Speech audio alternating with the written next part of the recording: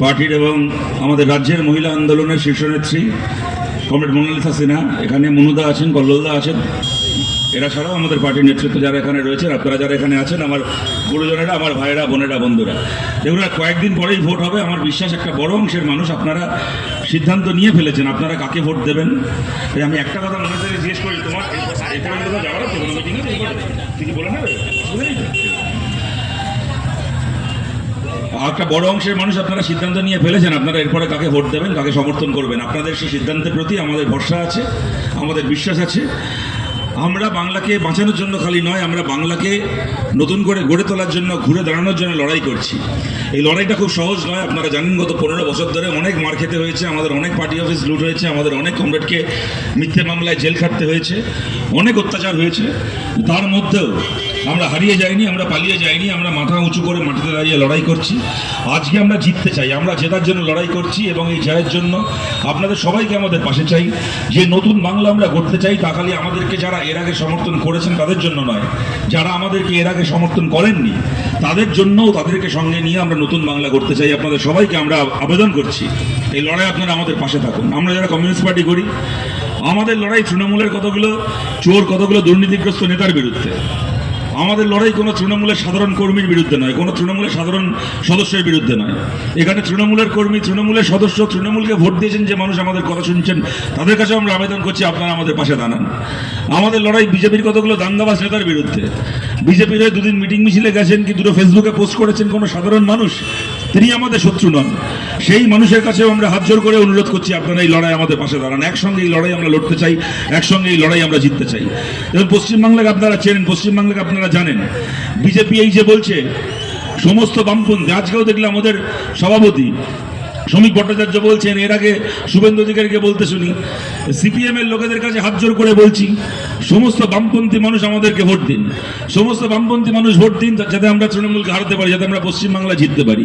এই বিজেপিকে দেখি আর খালি ভাবে এটা অদ্ভুত পার্টি, এরা হাত জোর করে প্রার্থী চায় তৃণমূলের কাছ থেকে আর ভোট চায় সিপিএম এর কাছ থেকে। ভাই তোরা বেঁচে আছিস কেন? তোরা মরে জানা আছিস কি করতে? তোরা বিজেপিকে ভোট দিলে তৃণমূল হারবে, এই গল্প আমরা পশ্চিমবাংলায় 2019 সাল থেকে 16 সাল থেকে শুনছি। 16-এ কম মানুষ কান দিয়েছিলেন, 19-এ বহু মানুষ এই প্রচারে কান দিয়েছিলেন।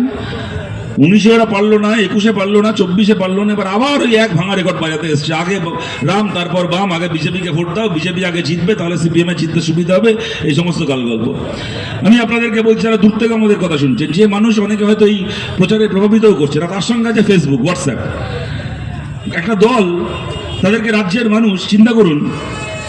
তৃণমূল জমানায় এই সুযোগ আমরা কখনো পাইনি, বামফ্রন্ট এই সুযোগ পাইনি কখনো, যা বিজেপি পেয়েছে।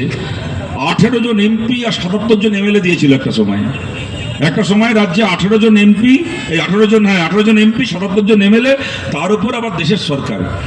এই গোটা প্যাকেজ নিয়ে ওরা তৃণমূলের বিরুদ্ধে লড়ছিল। লড়ে ওরা কি করলো? তৃণমূলকে কোন অসুবিধাটায় ফেললো এতগুলো বছরে, যবে থেকে বিজেপি পশ্চিমবাংলার প্রধান বিরোধী শক্তি হয়েছে? তৃণমূলকে কোন বিপদে, কোন অসুবিধায় ফেললো?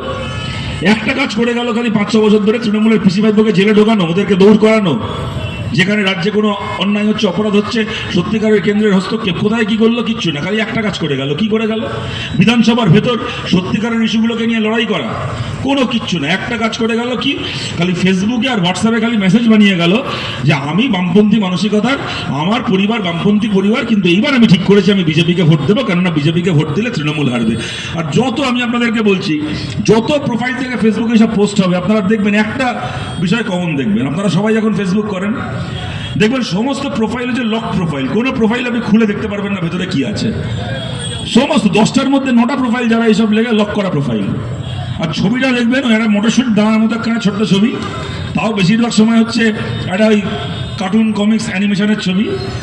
কোনো আবার প্রোফাইলগুলো রিয়েল প্রোফাইল নয়। কার প্রোফাইল, কি বৃত্তান্ত, কি আপনি কিচ্ছু দেখতে পাবেন না। খালি একটা কথা, বিভিন্ন পোস্টে গিয়ে বিভিন্ন জায়গায় গিয়ে কমেন্ট করে আসবে, আমার পরিবার বামপন্থী, আমার 14 গোষ্ঠী বামপন্থী, আমার ঠাকুরদার শ্বশুরমশাই বামপন্থী, কিন্তু আমি আবার ঠিক করেছি আমি বিজেপিকে ভোট দেব। একটা দল এই সুযোগ পেয়ে মানুষের কাছ থেকে 5 বছর ধরে, 6 বছর ধরে খালি সোশ্যাল মিডিয়া এই সার্কাস করে গেল, মাটিতে লড়ার বেলা শূন্য। আপনাদেরকে মিডিয়া বোঝাচ্ছে তো, মিডিয়া বাংলায় প্রচার করছে তো, যে পশ্চিমবাংলায় সিপিএম এর ক্ষমতা নেই, বামপন্থীদের ক্ষমতা নেই, আইএসএফ এর ক্ষমতা নেই, হারানোর, তৃণমূলকে হারাতে পারে একমাত্র বিজেপি। আমি আপনাদেরকে বলছি 2021 সালের বিধানসভা ভোট আমরা 0 আসন পেলাম। বিজেপি ৭৭টা আসন পেল, তার সঙ্গে 18টা এমপি, দেশের সরকার, প্রধানমন্ত্রী, স্বরাষ্ট্রমন্ত্রী, এই সব কিছু নিয়ে আপনারা বলুন 2021 থেকে আজকে পর্যন্ত বিজেপি কোথায় পশ্চিমবাংলায় তৃণমূলকে হারিয়েছে? এই গোটা প্যাকেজ নিয়ে বিজেপি কোথায় পশ্চিমবাংলায় তৃণমূলকে হারিয়েছে? কোথাও হারাতে পেরেছে? 2021-এর পর থেকে আমাদের রাজ্যে 21টা বাই ইলেকশন হয়েছে, 21টা বিধানসভার বাই ইলেকশন হয়েছে। একটা বাই ইলেকশনেও কি বিজেপি পেরেছে তৃণমূলকে হারাতে? ওরা পারেনি, এত কিছু নিয়ে পারেনি।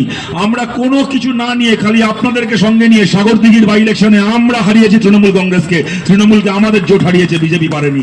2021-এর পরে মনে রাখবেন, কোনো মিডিয়া বলবে না, কিন্তু এটাই সত্যি, এটাই বাস্তব, আপনারা সবাই জানেন। 2021-এর পর থেকে আজকে পর্যন্ত আমাদের বাংলায় যতগুলো মিউনিসিপ্যালিটির ভোট হয়েছে, ৭৭টা এমএলএ, 18টা MP, Modi, Amit Shah, ED, CBI, income tax, ভারতীয় সেনা, মিলিটারি, প্যারামিলিটারি, এত সবকিছু নিয়ে, ইলেকট্রাল বন্ডের টাকা, এত সবকিছু নিয়ে একটা মিউনিসিপ্যালিটি দখল করতে পেরেছে বিজেপি? একটা মিউনিসিপ্যালিটিতে হারাতে পেরেছে তৃণমূল কংগ্রেসকে? আমাদের ৭৭টা এমএলএ নেই, একটাও এমএলএ নেই আমাদের বাংলায়, আমাদের একটাও এমপি নেই, আমাদের নিজের দলের প্রধানমন্ত্রী নেই, নিজের দলের অমিত শাহ নেই, আমাদের হাতে সেনাবাহিনী নেই, আধাসামরিক বাহিনী নেই, ইলেকট্রাল বন্ডের টাকা নেই, আমাদের মিডিয়া নেই, আমাদের ইডি নেই, আমাদের সিবিআই নেই, আমাদের ইনকাম ট্যাক্স ডিপার্টমেন্ট নেই। কোনো কিছু না থাকা সত্ত্বে আমরা তাহিরপুর মিউনিসিপ্যালিটিতে তৃণমূল কংগ্রেসকে হারিয়ে, আমরা বামপন্থীরা, বামফ্রন্ট, আমরা তাহিরপুর পুরসভা দখল করেছি। বলুন কোথায় কোথায় বিজেপি করেছে? গোটা পশ্চিমবাংলায় কোথায় বিজেপি হারিয়েছে তৃণমূলকে? 2021-এর পরে আমরা হারিয়েছি। কোনো মিডিয়া, কোনো ফেসবুক, কোনো হোয়াটসঅ্যাপে আপনি পাবেন না এই প্রচার, কিন্তু এটাই বাস্তব। আর খালি হারিয়েছি খালি তাই নয়, প্রশ্নটা খালি কে জিতলো কে হারলো তার প্রশ্ন নয়, প্রশ্নটা জেতার পরে, হারার পরে একটা রাজ্য, একটা জায়গা কোন পথে চললো। আজকে বিধানসভায় ভোটে তো আমি প্রার্থী নই, আপনি প্রার্থী নন। এই সোনারপুর থেকে হয় মোনালিসাদি জিতবে, নয় ফিরদৌসী বেগম জিতবে, এদের মধ্যে কেউ একজন জিতবে। আমি আপনি তো জিতবো না, আমি আপনি তো এমএলএ হবো না। আমার আপনার কি আছে? বিধানসভার কি রেজাল্ট হলো না হলো, আমার আপনার জন্য কি অপেক্ষা করে আছে? বিধানসভা ভোট পরবর্তী পশ্চিমবাংলা কোন পথে চলবে সেইটা আমার আপনার জন্য অপেক্ষা করে আছে। বাংলা ভালো পথে চললে আমার আপনার সবার ভালো হবে, বাংলা খারাপ পথে চললে আমার আপনার সবার খারাপ হবে। এই প্রশ্নে আমি আপনাদেরকে বলছি, খালি আমরা হারিয়েছি খালি তাই নয়, আজকে গোটা পশ্চিমবাংলায় দার্জিলিং এর পাহাড় থেকে শুরু করে আপনার এই জেলায় সুন্দরবনের খাঁড়ি জঙ্গল পর্যন্ত গোটা পশ্চিমবাংলার মানচিত্রে যদি একটা মিউনিসিপ্যালিটি থেকে থাকে, যে মিউনিসিপ্যালিটির ভেতর রাস্তা ঢালাইয়ের টাকা থেকে কাউন্সিলররা, মিউনিসিপ্যালিটির চেয়ারম্যান পয়সা খায় না, যে মিউনিসিপ্যালিটির ভেতর বাড়ি তৈরি করতে গেলে ছাদ ঢালাই করার আগে মিউনিসিপ্যালিটির কাউন্সিলরকে টাকা দিতে হয় না, সেই পুরসভার নাম হচ্ছে বামফ্রন্ট পরিচালিত পশ্চিমবাংলায় তাহিরপুর পুরসভা। বাংলার একমাত্র পুরসভা যেখানে ঘুষখড়ি হয় না, যেখানে টাকা না দিয়ে, কাটমানি না দিয়ে পুরসভা চলে। যা আমরা তাহিরপুরে করেছি, আপনারা পাশে থাকলে তো আমরা সোনারপুরেও করব। ওদের এই নেপালগঞ্জের বাজার থেকে শুরু করে গোটা সোনারপুর জুড়ে যত তোলাবাজি, ব্যবসা করতে গেলে টাকা দিতে হবে, দোকান করতে গেলে টাকা দিতে হবে, টোটো চালাতে গেলে টোটোর লাইন থেকে টাকা তুলবে, ওদের তোলাবাজি আমরা বন্ধ করব, মোনালিসা সিনহা বন্ধ করবে এই সোনারপুরে ফিরদৌসী বেগমের লোকেদের তোলাবাজি, যদি আপনারা আমাদের পাশে থেকেছেন।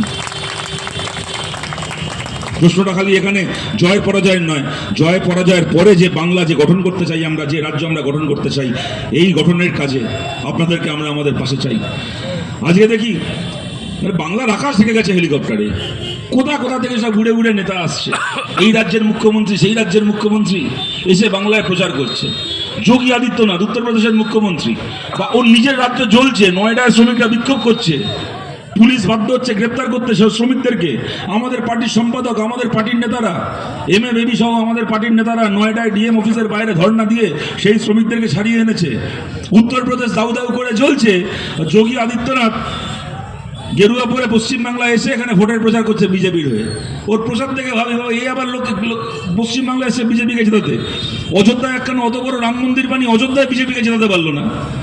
উত্তরপ্রদেশের মুখ্যমন্ত্রী অযোধ্যায় বিজেপিকে জেতাতে পারে না, সে নাকি বাংলায় এসে বিজেপিকে জেতাবে।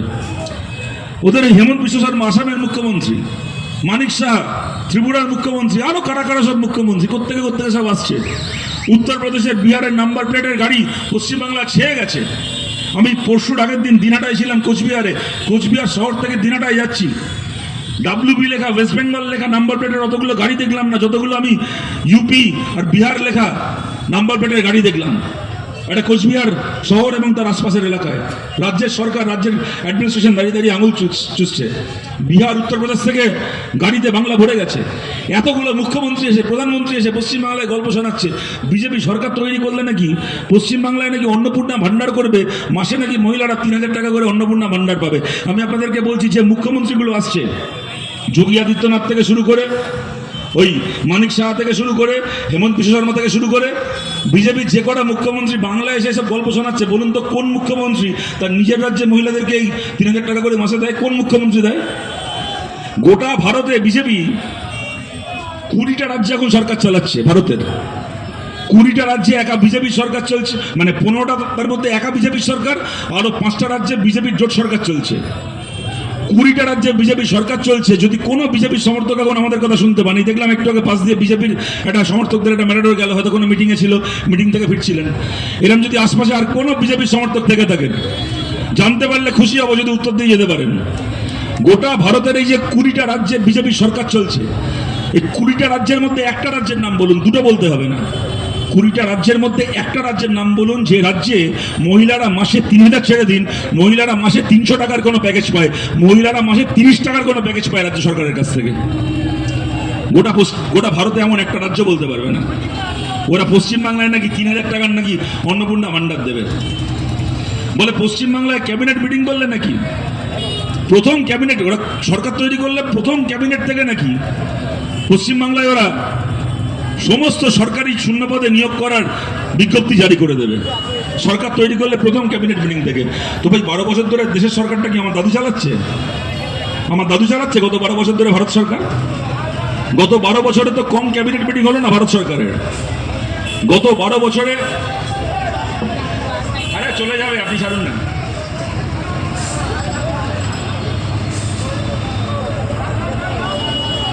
এখন একটু ডিস্টারবেন্স হচ্ছে, আবার বলবেন উনি।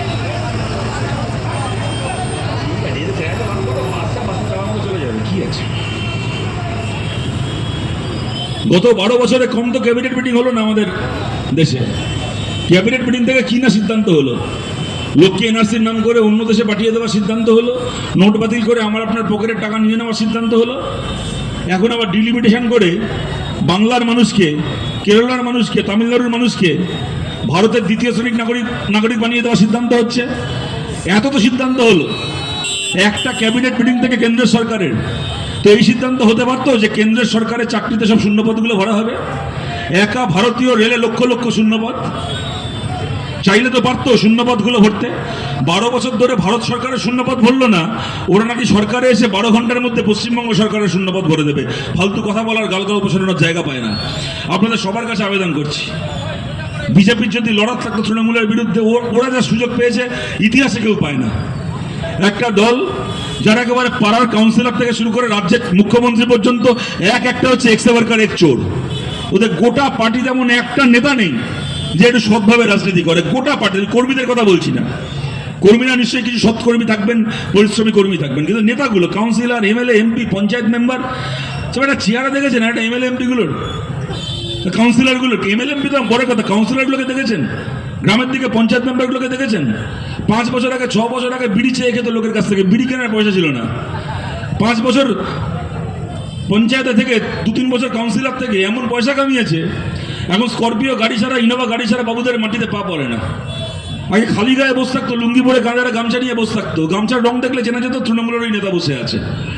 এখন পঞ্চায়েতের মেম্বার হওয়ার পরে এখন কাঁধে আর গামছা দেখবেন না, এখন 2 কিলোমিটার দূর থেকে হেঁটে আসবে, গলায় দেখবেন কুত্তার বকলেসের মতো সোনার চেন ঝুলছে, দেখলে চিনতে পারবেন তৃণমূলের নেতা আসছে। একেবারে পাড়ার নেতা থেকে শুরু করে মুখ্যমন্ত্রী পর্যন্ত একটা এত বড় চোর, সব কটা মামলা ইডি সিবিআই হয়ে আছে। ইডিকে সিবিআইকে কোনো বাড়তি কাজ করতে হতো না, খালি যদি দেশের আইন মেনে নিজেদের দায়িত্বটুকু পালন করতো, তাহলে ওদের গোটা গোষ্ঠী আগে জেলের ভেতর থাকতো। ওদের করার থাকলে অনেক কিছু করতে পারতো, একদিনে করেনি মানে আর করবে না। ওই স্বপ্ন দেখা আমরাও ছেড়ে দিয়েছি, আপনারাও ছেড়ে দিয়েছেন। আপনাদের কাছে অনেকেই এরকম মানুষ আছেন, আমি খুব খোলা মনে বলছি, আমরা কমিউনিস্ট, আমরা লুকোচুরি করি না। নিশ্চয়ই এরকম অনেক মানুষ আছেন যারা বিজেপি তৃণমূলকে হারাবে ভেবে বিজেপিকে ভোট দিয়েছেন। আবার কিছু মানুষ সংখ্যায় কম হলেও অনেকে এরকম আছেন বিজেপি ধর্মের নামে উস্কানি দিয়ে যে রাজনীতি করেছে এবং মমতা ব্যানার্জির জন্য ওই রাজনীতি করার সুযোগ পেয়েছে বিজেপি। ঠিক মমতা বন্দ্যোপাধ্যায় মুসলিমদের জন্য রাজ্য চালাচ্ছে, মুসলিমরা পশ্চিমবাংলায় মাথার উপর উঠে যাচ্ছে, হিন্দুদেরকে একাত্ম হওয়ার জন্য, হিন্দুদেরকে নিজেদেরকে বাঁচানোর জন্য এখন বিজেপিকে ভোট দিতে হবে, না হলে হিন্দু ধর্ম বাঁচবে না। এই সব প্রচার শুনেও যদি কিছু মানুষ বিজেপিকে ভোট দিয়ে থাকেন, সেই মানুষের কাছে আমরা বলছি, খুব আন্তরিকভাবে বলছি, আমি ব্যক্তিগতভাবে কোনো ধর্ম পালন করি কি না করি, আমারও জন্ম হয়েছে একটা হিন্দু পরিবারে। আমিও ছোটবেলা থেকে আমার মা ঠাকুমাকে তুলসী মঞ্চে প্রদীপ জ্বালতে দেখেছি। আমিও ছোটবেলা থেকে দুর্গাপুজো, কালী পুজো এগুলোকে খুব স্বাভাবিক উৎসব অনুষ্ঠান হিসেবে মেনে বড় হয়েছি। আমি আপনাদের কাছে বলছি, বাংলার কোনো হিন্দু মমতা ব্যানার্জির কাছে দাবি করেছিল যে মমতা ব্যানার্জি আমাদের বাংলায় মন্দির কম পড়েছে, আপনাকে সরকারের টাকায় স্কুল কলেজ হাসপাতাল না বানিয়ে মন্দির বানাতে হবে। যতক্ষণ না আপনি দীঘা একটা মন্দির বানাচ্ছেন ততক্ষণ পর্যন্ত আমার পুজো করার জায়গা হচ্ছে না। বাংলার কোনো সাধারণ হিন্দু মমতা ব্যানার্জির কাছে এটা দাবি করেছিল? কোনো বাংলার সাধারণ হিন্দু একবারের জন্য মমতা ব্যানার্জিকে বলেনি যে আপনাকে আমার ছেলে মেয়ের চাকরি ছেড়ে, তার শিক্ষা দীক্ষার ব্যবস্থা করা ছেড়ে, কৃষককে ফসলের দাম দেওয়া বন্ধ করে, শ্রমিককে ঘামের মজুরি দেওয়া বন্ধ করে, হাসপাতালগুলোর উন্নতি না করে ওই টাকা দিয়ে আপনাকে একটা বড় মন্দির বানাতে হবে। কোনো হিন্দু এটা দাবি করেনি। মমতা ব্যানার্জি এটা করেছেন তার নিজের ইচ্ছায়, নিজের ভোটের রাজনীতি করবেন বলে। বাংলার কোনো হিন্দু মমতা ব্যানার্জির কাছে দাবি করেছিল যে আমাদের পাড়ার পুজোটা হচ্ছে না, দুর্গাপুজো বন্ধ হয়ে যাবে? রাজ্যের এখন এমন অবস্থা, দুর্গা ঠাকুর না থাকলেও দুর্গাপুজো হয়, মমতা ব্যানার্জি না থাকলে দুর্গাপুজো হবে না। আপনি দয়া করে পুজো কমিটিগুলোকে চাঁদা দিন, আপনি পুজো কমিটিগুলোকে লাখ লাখ টাকা দিন ট্যাক্সের টাকা থেকে, আমাদের ট্যাক্সের টাকা থেকে, তবে দুর্গাপুজো হবে। কোনো হিন্দু এটা দাবি করেছিল মমতা ব্যানার্জির কাছে? একজনও হিন্দু আছে যিনি বলেছিলেন, যার মাথায় এসেছিল এইটা, যে সরকার কখনো দুর্গাপুজোর কমিটিকে চাঁদা দিতে পারে তবে দুর্গাপুজো হবে? কোনো হিন্দু এটা চায়নি মমতা ব্যানার্জির কাছ থেকে। মমতা ব্যানার্জি নিজের ভোট ব্যাংকের রাজনীতি করার জন্য এটা করেছেন, তার জন্য কোনো সাধারণ হিন্দু অপরাধী নয়। সেরকম বাংলায় এরকম কোনো সাধারণ মুসলমান মানুষ আছেন যিনি বলেছিলেন যে মমতা ব্যানার্জি আপনি সরকারে এসে ক্যাবিনেট মিটিং করে সিদ্ধান্ত নিন যে ইমামদেরকে সরকারের টাকা থেকে ইমাম ভাতা দেওয়া হবে? কোনো সাধারণ মুসলমান ইমাম ভাতা চেয়েছিল বাংলায়? কোনো সাধারণ মুসলমান কোনোদিন বলেছিল যে মমতা ব্যানার্জি আমি মহরমে তাজিয়া বার করবো, আপনি দুর্গাপুজোর ভাষণ বন্ধ করুন, দুর্গাপুজোর ভাষণ বন্ধ হলে তবে আমি মহরমে তাজিয়া করতে পারবো, না হলে করতে পারবো না? কোনো মুসলমান এটা বলেছিল বাংলায়? যেরকম সরকারের টাকায় মন্দির তৈরি হওয়ার জন্য, সরকারের টাকায় পুজো কমিটির কাছে চাঁদা যাওয়ার জন্য কোনো সাধারণ হিন্দু দায়ী নয়, সেরকম জানবেন মহরমের জন্য বিসর্জনের ভাষণ বন্ধ হওয়া, সেরকম ইমাম ভাতার জন্য পশ্চিমবাংলার কোনো সাধারণ খেটে খাওয়া মুসলমান দায়ী নয়। এগুলো মমতা ব্যানার্জির দলের নোংরা রাজনীতি, এগুলো মমতা ব্যানার্জির দলের থার্ড ক্লাস রাজনীতি, যে রাজনীতির জন্য প্রায়শ্চিত্ত করতে হচ্ছে আজকে বাংলার হিন্দুকে, বাংলার মুসলমানকে। যারা দূর থেকে আমাদের কথা শুনছেন, সব মানুষের কাছে আমরা জিজ্ঞেস করছি। আমাদের কমিউনিস্টদেরকে নিয়ে অনেকে বলে আমরা দুর্গাপুজোয়, কালী পুজোয় যতটা তৃণমূল নেতারা যুক্ত থাকে অতটা আমরা যুক্ত থাকতাম না, এই করতাম না, না করতাম। আমরা যুক্ত থাকিনি বলে দুর্গাপুজো, কালী পুজোগুলো কোনো পার্টির মঞ্চ হয়ে যায়নি, ওগুলো মানুষের স্বাভাবিক উৎসব, আনন্দের মঞ্চ ছিল। ওগুলোকে আমরা দলীয়ভাবে নিয়ন্ত্রণ করিনি। আজকে বাংলা আমরা দেখুন, আমরা 34 বছর সরকার চালিয়েছি। যারা দূর থেকে আমাদের কথা শুনছেন, এরকম অনেক মানুষ আছেন যারা এর আগে আমাদেরকে ভোট দিয়েছেন, অনেক মানুষ এর আগে হয়তো আমাদেরকে ভোট দেননি। আমি আন্তরিকভাবে আপনাদের সবাইকে জিজ্ঞেস করছি, আর যদি প্রশ্ন করা হয় 34 বছর রাজ্যে বামফ্রন্ট সরকার চলেছে, এই 34 বছরে যাতে রাস্তার, স্কুল কলেজ হাসপাতালের উন্নতি হয়, সবাই চাকরি বাকরি পায়, যাতে আইন শৃঙ্খলার পরিবেশ খুব ভালো থাকে, রাস্তাঘাট খুব ভালো হয়, এই সব প্রশ্নে আপনারা বামফ্রন্টকে কতই দেবেন? 100-এ কত নম্বর দেবেন? আপনারা কেউ হয়তো বলবেন বামফ্রন্টকে 180 দেবো, 90 দেবো, 95 দেবো। কেউ বলবেন না ঠিক আছে মোটামুটি কাজ করেছে, 50 দেবো, 55 দেবো, 45 দেবো।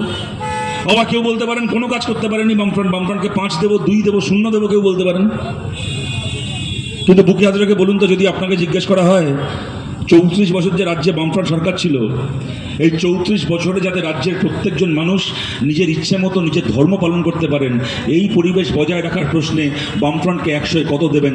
আমাদের অতি বড় শত্রুকেও বলতে হবে এই প্রশ্নে আমরা বামফ্রন্ট সরকারকে 100-এ 100 দেবো, একটা নম্বর কেউ কাটতে পারবে না। আমরা 34 বছর সরকার চালিয়েছি, না বাংলার কোনো হিন্দু না মুসলমান কেউ বুকে হাত রেখে বলতে পারবে না আমরা সরকার চালালে তার নিজের ধর্ম পালন করতে কোনোদিন কোনো বাধা পেতে হয়েছে, কোনোদিন কোনো অসুবিধা হয়েছে। আজকে যারা বিজেপির হয়ে প্রচার করছেন ওই ফেসবুকে লিখতে পারেন সিপিএম মোল্লাদের পার্টি, সিপিএম মুসলিমদের তেল দিয়ে চলে, সিপিএম হিন্দু ধর্মকে ছোট করে, সিপিএম জিতলে হিন্দু ধর্ম শেষ হয়ে যাবে। ওসব ফেসবুকে লেখার জন্য, হোয়াটসঅ্যাপে লেখার জন্য, চায়ের দোকানে বসে বলার জন্য ঠিক আছে, কিন্তু আমি সেই সমস্ত মানুষকেও বলছি আজকে আপনি বাড়ি ফেরার পরে রাত্রিবেলা যখন আপনার সন্তান ঘুমোবে বলুন আমি বিজেপি সমর্থকদের জিজ্ঞেস করছি আপনার সন্তানের মাথায় হাত রেখে বলতে পারবেন রাজ্যে সিপিআইএমের সরকার থাকতে আমার কোনোদিন দুর্গা পুজো করতে, কালী পুজো করতে, সরস্বতী পুজো করতে কোনোদিন কোনো অসুবিধা হয়েছিল? পারবেন নিজের সন্তানের মাথায় হাত রেখে বলতে এই কথা? কোনো হিন্দু বলতে পারবে? কোনো বিজেপি নেতা বলতে পারবে আমরা বামপন্থীরা জিতলে কোনো হিন্দু মানুষেরও তার ধর্ম পালন করতে কোনোদিন কোনো বাধা পেতে হয়েছে? আমরা কোনোদিন ইমাম ভাতা দিইনি, কিন্তু আমাদের সরকার থাকতে আসানসোলের ইমাম সাহেবের মতো বাংলার কোনো ইমামকে নিজের সন্তানকে দাঙ্গায় হারাতে হয়নি। আমরা কোনোদিন পুরোহিত ভাতা দিইনি, আমরা কোনোদিন পূজা কমিটিকে চাঁদা দিইনি, আমরা কোনোদিন সরকারের টাকায় মন্দির তৈরি করিনি, কিন্তু আমরা সরকার যে কদিন চালিয়েছি মুর্শিদাবাদের হরগোবিন্দ দাসের মতো, চন্দন দাসের মতো বাংলার কোনো হিন্দুদেরও কোনোদিন দাঙ্গায় প্রাণ হারাতে হয়নি। এইটা ছিল বামফ্রন্ট। আমরা সিপিআইএম করি, আমরা কমিউনিস্ট পার্টি করি, আমরা কমিউনিস্ট পার্টি, আমরা ধর্মনিরপেক্ষতার পক্ষে। আমরা আমাদের শরীরের শেষ রক্তবিন্দু দিয়ে ভারতকে ধর্মনিরপেক্ষ দেশ রাখতে চাই, কিন্তু আমরা ধর্মনিরপেক্ষতা বলতে আমরা নাস্তিকতা বুঝি না। আমাদের কাছে ধর্ম নিরপেক্ষতা মানে ঠাকুর শ্রীরামকৃষ্ণ পরমহংসদেবের বলে যাওয়া পরমত সহিষ্ণুতা। পরমত সহিষ্ণুতাই হচ্ছে এই ভারতের ধর্ম নিরপেক্ষতা। মানুষকে নাস্তিক হতে হবে না, মানুষ তার ধর্ম পালন করবেন, মানুষ ইচ্ছে মতো নিজের ধর্ম পালন করবেন, মানুষ জোর করে অন্যের ধর্মকে অপমান করতে যাবেন না, ছোট করতে যাবেন না, ধর্মে ধর্মে ঝামেলা করতে যাবেন না। এইটাই আমাদের কাছে ধর্ম নিরপেক্ষতার মানে। আপনাদের সবার কাছে আবেদন করছি সেই ধর্ম নিরপেক্ষতার পথে বাংলাকে আমরা চালাতে চাই। মমতা ব্যানার্জি, শুভেন্দু অধিকারী, হুমায়ুন কবির কেউ ওই বাংলা তৈরি করতে পারবে না। ওই বাংলা তৈরি করতে পারি আমরা। শুনুন, আজকে এপ্রিল মাসের 22 তারিখ, আর 12 দিন পরে বিধানসভা ভোটের রেজাল্ট বেরোবে। পৃথিবীর দিক থেকে উল্টে যাক, বিজেপি যত নাচুক যা পারে করুক, ওদের এই নাচ 2016 সাল থেকে দেখে আসছি। বিজেপি যত নাচুক যা পারে করুক, আপনাদের এখানে দাঁড়িয়ে বলে দিয়ে যাচ্ছি 2026 সালের 4 মে পশ্চিমবাংলার ভোটের রেজাল্ট বেরোবে। দুপুর 12টার পরে বুঝতে পারবেন বিজেপি পশ্চিমবাংলায় আবারও হারলো, এবং এইবার যে হারলো বিজেপি আগামী 20-25 বছর পশ্চিমবাংলার জায়গা পাবে না। বিজেপি এইবার পারলো না মানে আর জীবনে পারবে না, সবাই বুঝে যাবেন। সামনের 4 মে দুপুর 12টার পর থেকে পশ্চিমবাংলায় বিজেপি বলে কোনো পার্টি থাকবে না। ওদের উত্তরপ্রদেশ বিহারের নেতারা উত্তরপ্রদেশ বিহারে ফিরে যাবে। সেই দিন বিকেলবেলা থেকে এই পশ্চিমবাংলায় বিজেপির পার্টি অফিসগুলো খালি হবে, লোকেরা দলে দলে বিজেপি ছেড়ে অন্য দলে ফেরার জন্য লাইন দেবেন। আমরা কমিউনিস্ট পার্টি, আমরা বিহার থেকে উত্তরপ্রদেশ থেকে এই পশ্চিমবাংলায় উড়ে আসিনি। আমরা অন্য দল থেকে নেতা ধরে এনে আমাদের দল বানাইনি। এই বাংলার মাটিতে কমিউনিস্ট পার্টি তৈরি হয়েছে তেভাগার আন্দোলন থেকে। এই বাংলায় কমিউনিস্ট পার্টি তৈরি হয়েছে উদ্বাস্তু মানুষের কলোনি গড়ে তোলার আন্দোলন থেকে। এই বাংলায় কমিউনিস্ট পার্টি তৈরি হয়েছে ছাত্রদের, যুবদের মিছিল থেকে আন্দোলন থেকে। এই বাংলায় কমিউনিস্ট পার্টি আমরা ছিলাম, আমরা আছি, আমরাই এই বাংলায় থাকবো। বিহার উত্তরপ্রদেশের পার্টি বিহার উত্তরপ্রদেশ ফিরে যাবে আজ থেকে আর 12 দিন পরে। সুখে দুঃখে পুণ্যে পাপে পদনে উত্থানে আমরাই ছিলাম বাংলায়, আমরাই আছি বাংলাতে, আমরাই থাকবো। আপনাদের সবার কাছে আবেদন করছি আমাদের পাশে দাঁড়ান। এই যে লড়াই আমরা লড়ছি, কঠিন লড়াই, কিন্তু আপনারা আমাদের পাশে থাকলে এই লড়াই আমরা জিতবো। মমতা ব্যানার্জির রাজনীতি আপনারা দেখছেন, সংখ্যালঘু মানুষও দেখছেন মমতা ব্যানার্জির রাজনীতি। উনি 15 বছর ধরে একটা খেলা খেলে যাচ্ছেন পশ্চিমবাংলায়। উনি কি করবেন? ইফতারের সময় ওই কবি হাকিমা সিদ্দিকুল্লাহর মতো দালালগুলোকে দুপাশে নিয়ে গিয়ে বাক্সার কাছে ইফতার করবেন। ইফতার করে বাংলার মুসলমানকে বলবেন যে দেখো ভাই, আমি এসআইআর করে তোমার নাম কাটিয়েছি, আমি তোমার ওয়াকফের সম্পত্তি মোদির হাতে তুলে দিয়েছি, আমি মাদ্রাসাগুলোকে শেষ করেছি, আমি বাংলায় মুসলিম ওবিসি রিজার্ভেশন বুদ্ধদেব ভট্টাচার্যের করে যাওয়া, আমি মমতা ব্যানার্জি আমি শেষ করেছি ওটাকে, আমি সরকারের টাকায় একটার পর একটা মন্দির বানাচ্ছি। হলে কি হবে? আমি তো তোমার সঙ্গে ইফতারও করছি। তাই তুমি সব ভুলে আমার ইফতার করার ছবি দেখে আমাকে বাপ বলে ভোট দাও। যদি আমাকে ভোট না দিয়েছো তাহলে কিন্তু পরের বার বিজেপি চলে আসবে। বলুন বাংলা এই রাজনীতি আর কতদিন চলবে? বিজেপি তো ঘোষিতভাবে হিন্দুত্ববাদী দল, ওরা বলে কয়ে মুসলমানের বুকে ছুরি মারে, কিন্তু বিজেপির মতো একটা পার্টি যদি মুসলমানের বুকে ছুরি মেরে থাকে, 15 বছর ধরে মমতা ব্যানার্জি আমাদের রাজ্যে মুসলমানের পিঠে ছুরি মেরেছে, বলুন এই পিঠে ছুরি মারার বদলা হবে কি হবে না? আমরা বলছি ওদেরকে হারান। দেখুন আমার কথাকে আমি শেষ করছি, আমি দাঁড়িয়ে এখানে ঘন্টার পর ঘন্টা ওদেরকে নিয়ে বলে যাওয়া যায়, কিন্তু ওদের গালাগাল নিয়ে, মানে ওদের চুরি নিয়ে গালাগাল দিয়ে আর লাভ নেই। আপনারা ভালো করে জানেন তৃণমূলকে, ও এমন একটা পার্টি, গালাগাল খেয়ে দেখবেন কোনদিন ছাগল ঘাস খাওয়া বন্ধ করে দেবে, তৃণমূল জীবনে ঘুষ খাওয়া বন্ধ করবে না। ওদেরকে গালাগাল দেওয়া মানে নিজের সময় নষ্ট, অন্যেরও সময় নষ্ট। কাউকে গালাগাল দেওয়ার জন্য নয়, কারোর নিন্দা করার জন্য নয়, কতগুলো কাজ আমরা বাংলায় করতে চাই, যার জন্য আমরা লড়াই করছি। গত 15টা বছর আর ফেরত আসবে না। সামনের 5টা বছরকে ভালো করার জন্য মোনালিসা সিনহাকে আপনারা এখান থেকে জিতিয়ে পাঠান। মোনালিসা দিরা পশ্চিমবাংলার বিধানসভায় গেলে ওদের প্রথম লড়াই হবে বাংলার যত Asha, ICDS, anganwadi, mid day meal কর্মী আছেন, স্কুলের যত প্যারা টিচার আছেন, থানায় থানায় যত সিভিক ভলেন্টিয়ার আছে, এই সমস্ত কন্ট্রাকচুয়াল প্রকল্প শ্রমিক যারা আছেন, প্রত্যেকের চাকরিকে পার্মানেন্ট করা এবং অন্ততপক্ষে মাসে 22,000 টাকা করে স্থায়ী মাইনের ব্যবস্থা করা আমাদের বামপন্থীদের প্রথম লড়াই। আমাদের দ্বিতীয় লড়াই, যা লক্ষ্মীর ভাণ্ডার, তার কি বলে ওগুলোকে, ওই যুবসাথী এখন নতুন হয়েছে, তার আগে আমাদের সরকারের সময় শুরু করে যাওয়া বার্ধক্য ভাতা, বিধবা ভাতা, যে প্রকল্পগুলো আছে, যেরকম যা প্রকল্প ভাতা চলছে, যেমন চলছে তেমন চলবে। কোনো প্রকল্প, কোনো ভাতার একটা নয়া পয়সা বন্ধ হবে না, কিন্তু ভাতার প্রকল্প শেষ কথা বলবে না। এই ভাতা প্রকল্প যেরকম চলবে, পশ্চিমবাংলার পরিবার পিছু অন্ততপক্ষে একটা করে স্থায়ী চাকরি হবে এই পশ্চিমবাংলায়, আমাদের বামপন্থীদের আমাদের দ্বিতীয় লক্ষ্য। 3 নম্বর কথা, আপনারা জানেন পশ্চিমবাংলায় বামপন্থী ফ্রন্ট সরকার 12 ক্লাস পর্যন্ত সরকারি স্কুলে পড়াশুনো ফ্রি করে গেছিল, যা ভারতে কেউ কোনোদিন কল্পনা করতে পারেনি। বামফ্রন্ট সরকার পশ্চিমবাংলায় করে গেছিল, জ্যোতিবাবু করে গেছিলেন।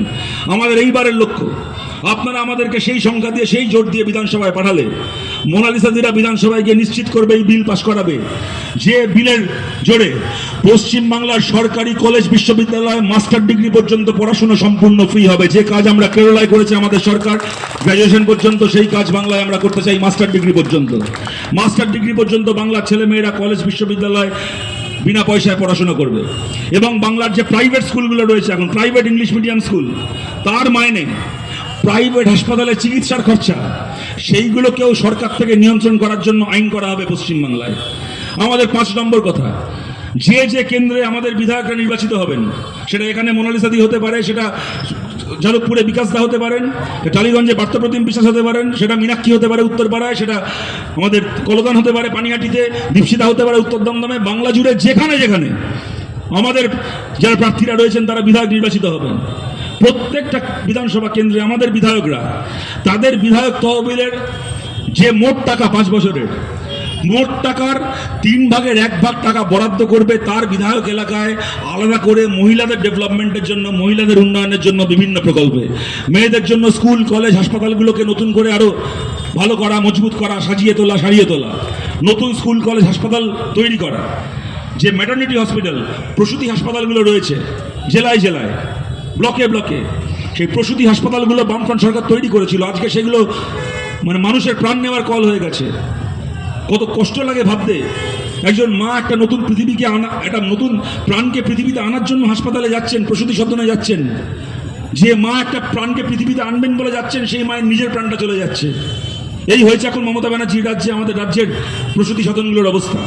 সেগুলোকে শক্তিশালী করা, এর পাশাপাশি প্রত্যেকটা বিধানসভা কেন্দ্রের মধ্যে আমাদের যারা বিধায়করা নির্বাচিত হবেন, মেয়েদের জন্য একটা করে ফ্রি ট্রেনিং সেন্টার, যেখানে মহিলারা হাতের কাজ শিখে বিভিন্ন রকমের প্রফেশনাল ট্রেনিং নিয়ে তারা স্বাবলম্বী হতে পারবেন। যেরকম বিউটিশিয়ান কোর্স, সেলাইয়ের কাজ, অন্যান্য এই ধরনের মোবাইল সারানোর কাজ, যেমন এই ট্রেডিশনাল কাজগুলো শিখবেন, তেমন আবার আজকের দিনে দাঁড়িয়ে একটি 22-24 বছরের একটি মেয়ে আজকের দিনে দাঁড়িয়ে তার স্বাবলম্বী হওয়ার জন্য যে স্কিলগুলো আজকের দিনে প্রয়োজন, ড্রাইভিং শেখা, 4 চাকার গাড়ি চালানো, বাইক চালানো, স্কুটি চালানো ট্রেনিং নেওয়া, ফায়ার সেফটি ট্রেনিং নেওয়া, এই ধরনের স্কিলগুলোতে ট্রেন্ড হয়ে যাতে মহিলারা স্বাবলম্বী হতে পারেন, তার জন্য ফ্রি ট্রেনিং সেন্টার প্রত্যেকটা বিধানসভা এলাকায় একটা করে আমাদের বিধায়করা গড়ে তুলবে। আপনারা মোনালিসা সিনহাকে জেতালে এই সোনারপুরে এরকম ফ্রি ট্রেনিং সেন্টার গড়ে উঠবে, যেখানে আমাদের সোনারপুরে আমাদের বোনেরা, আমাদের বন্ধুরা, তারা এই ট্রেনিংগুলোকে নিয়ে তাদের পা থাক মাটিতে, আমাদের বাংলার মেয়েদের মাথা আকাশকে স্পর্শ করুক, আমাদের লাল পতাকা থাকবে সেই মায়েদের পাশে, সেই মেয়েদের পাশে।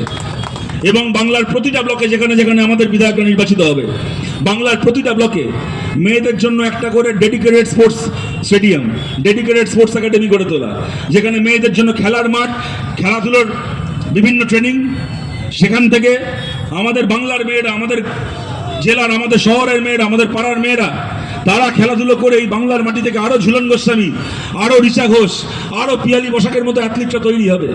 এই কাজগুলোকে করার জন্য, এই স্বপ্নগুলোকে সত্যি করার জন্য আমরা বামপন্থীরা লড়াই করছি। আপনারা আমাদের পাশে থাকলে আপনাদেরকে সঙ্গে নিয়ে এই লড়াই আমরা জিততে চাই।